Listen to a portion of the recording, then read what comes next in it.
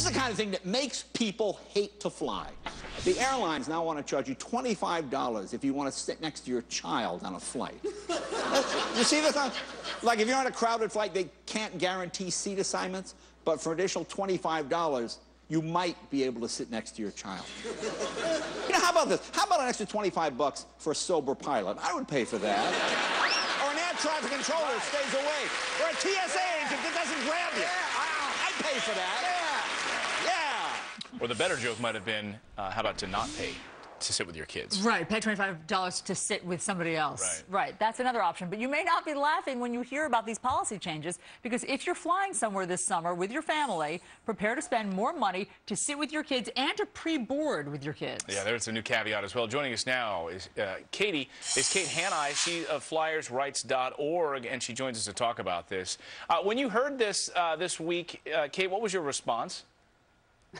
Well, nice way to tear families apart when they fly, especially if you're headed to Disney. Can you imagine having your 2-year-old in a middle seat in a different row than you are? It's crazy. And so let's just explain to people why it costs more. Basically, the airlines are now going to charge you a premium if you want to have a window or an aisle seat. So families who can't afford to pay more may have to all split up and be scattered around the airplane. How is that going to work? Have the airlines thought through this, that a child will be many rows away from their parents?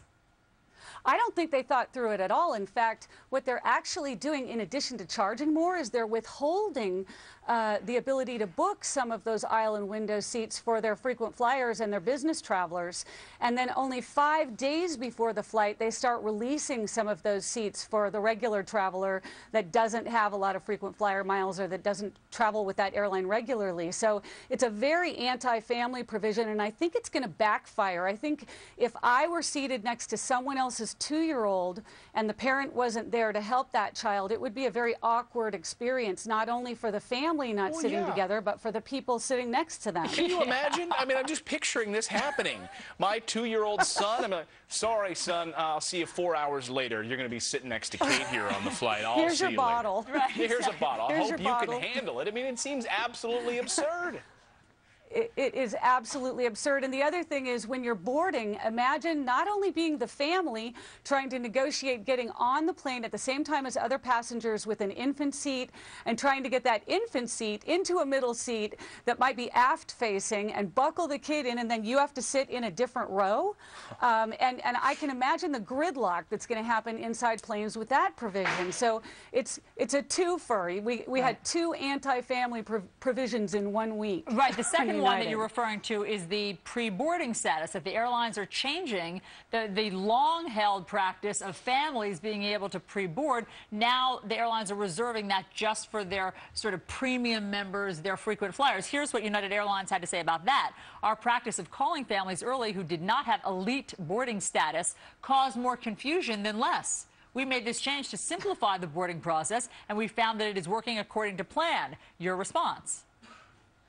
My response is that's bogus. I mean, if anybody who has small children and all the accoutrements that go along with having small children knows that it takes extra time to get settled, to get everything in the overhead bins, get your child all the things they're going to need to settle them down during the flight. It's a process. And you know, most other air carriers, thank goodness, have not, you know, made such an anti-family provision. But it's ridiculous. I think we're going to see sheer gridlock inside airplanes now. Yeah, maybe they're looking at their bottom line saying, you know what, it makes more sense for us to cater to our business customers who we see day in and day out than the family whom we see maybe once a year on a Disney trip. Right. Kate Hanni, thanks so much for coming in with your perspective on this. You're from flyersrights.org. Thanks, we need Kate. them. Go to...